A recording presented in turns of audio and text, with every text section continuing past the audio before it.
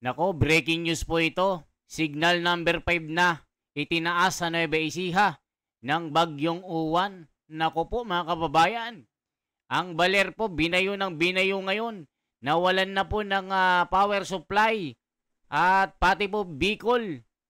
Talagang buong Region 5 at marami pang mga lugar sa Pilipinas ay nasa 10 milyon na po ang nawalan ng power supply.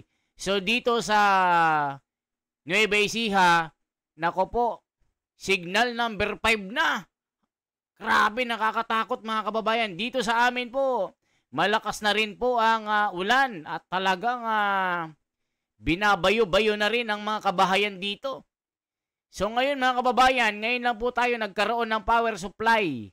2 araw din po na hindi tayo nakapagbalita ng bagyong ito. So ngayon po, maglalandfall ngayong gabi ang bagyong uwan na ito sa Baler Aurora.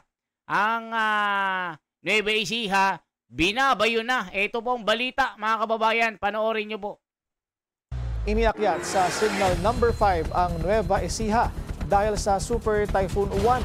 Ang latest sa Agenda Weekend Report ni Ian Maghanoy live mula sa San Jose, Nueva Ecija. Ian, kumusta na ang sitwasyon dyan? Willard, sa isang social media post ay makikita ang isang daluyong ng tubig na lagpas na puno ng niyog na makikita naman sa Baler sa Aurora dahil sa sama ng panahon. Nagulat ang mga residente sa pagragasa ng alon sa ilang mga bahay at bangka sa Purok Maya-Maya, Barangay Aplaya, linggo ng umaga sabay sa inaasahang epekto ng bagyong uwan. Sa uploaded video ni Sherwin Taay, hinampas ng malalakas na alon at pinasok ng tubig dagat ang isang bahay sa Barangay Paltik sa Dingalan.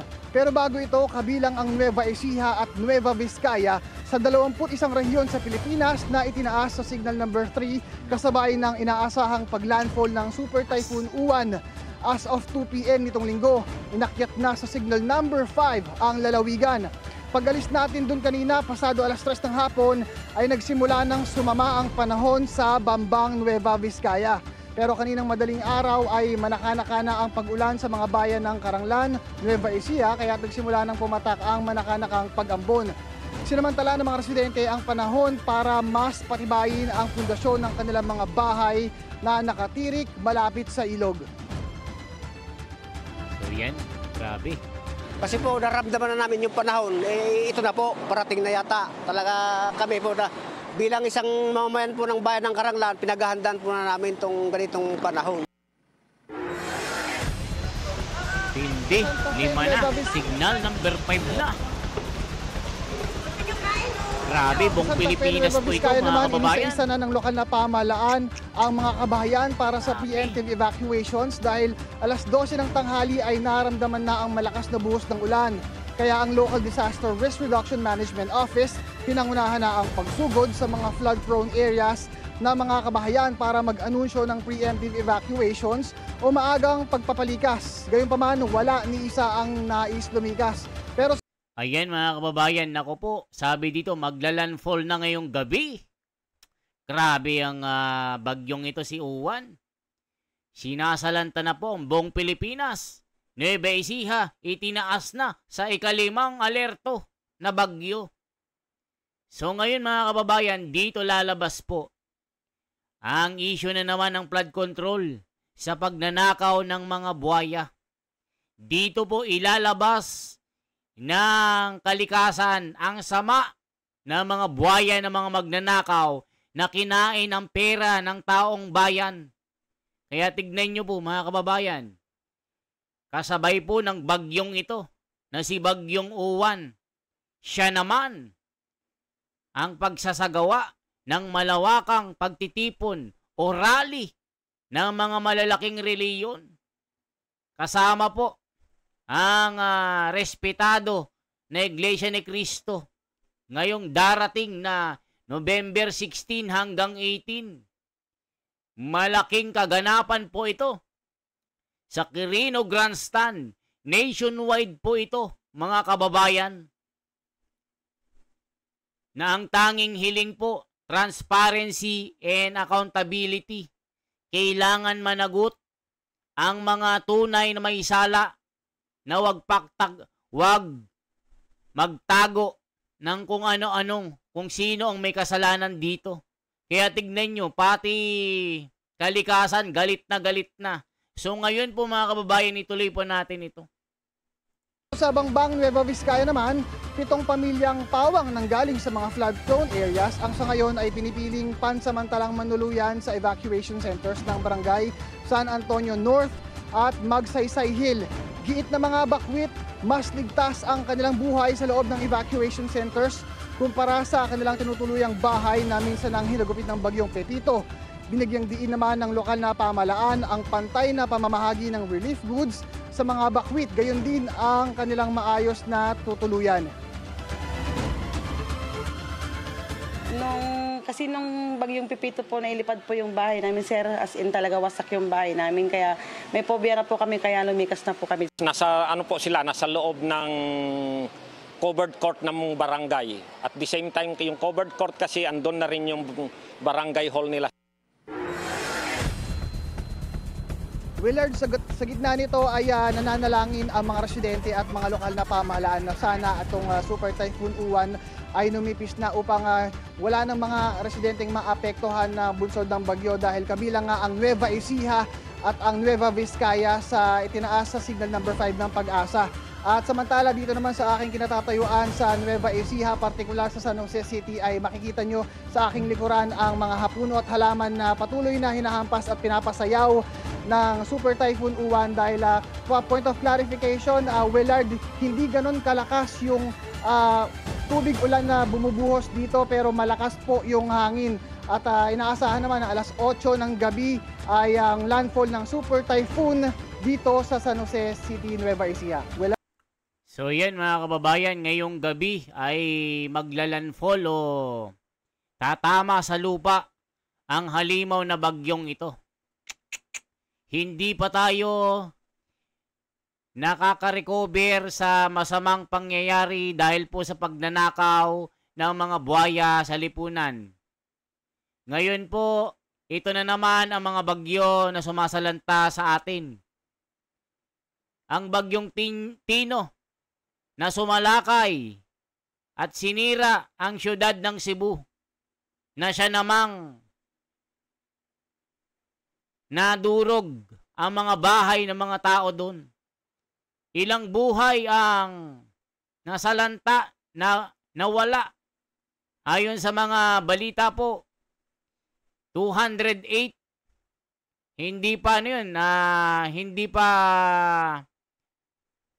talagang yun na yung bilang. Yung nakita pa lang 208 pero pataas pa yung nakikita nila kasi grabe po ang nangyari sa mga bahay. Natabunan po. Natabunan ng buhay ang mga buhay doon. Natabunan ng bahang gunaw. Yung payapa na syudad ng Cebu na dinadagsa ng maraming turista sa buong mundo. Ngayon, talagang nag-iwan ng madilim, masalimuot na pangyayari sa mga buhay ng mga Cebuano. So ngayon mga kababayan, itong si bagyong Uwan na ito, na talagang pinakamalakas sa kasaysayan dahil po yung sakop ng bagyong ito ay halos buong Pilipinas po, mga kababayan. Nakakakilabot po ito.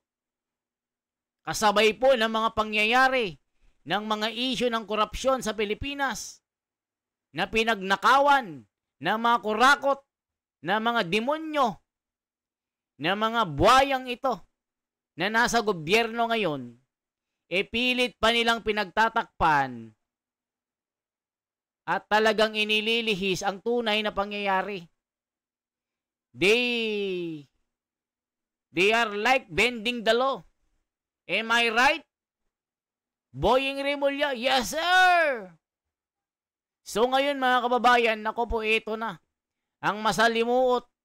Ngayon po, binabayo na po ang aming bubong dito. Kinakalampag na po ng malakas na hangin. 2 araw po na nawalan kami ng internet. Ni chat, wala. Wala kang naramdaman kay The Wonder. Baka nag-alala kayo sa akin. Pero sa awa ng ating Panginoon, ito, ngayon lang po nagkaroon ng power supply dito. Walang internet, mga kababayan. Tatamaan ang aming lugar ng signal number 4. Malapit lang kami sa Nueva Ecija. Signal number 5 naman doon. Na ang tatamaan naman ng malupit na bagyo ay ang Baler Aurora na talagang binabayo na po ng malalaking alon. So ngayon mga kababayan, sa mga evacuation center, ay milyon-milyon na po ang nakasilong doon. Nawari, talagang naghahanap ng kanlungan na sana ligtas ang mga kababayan natin. Huwag naman sana lumala ang bagyong ito. Ipanalangin natin na sana ilihis ang bagyo ng Panginoon doon sa walang tao. Na ang gawin na lang iitaas na lang sa kalangitan para hangin na lang. Tangayin ng hangin at wala nang maapektuhan sa bagyong ito.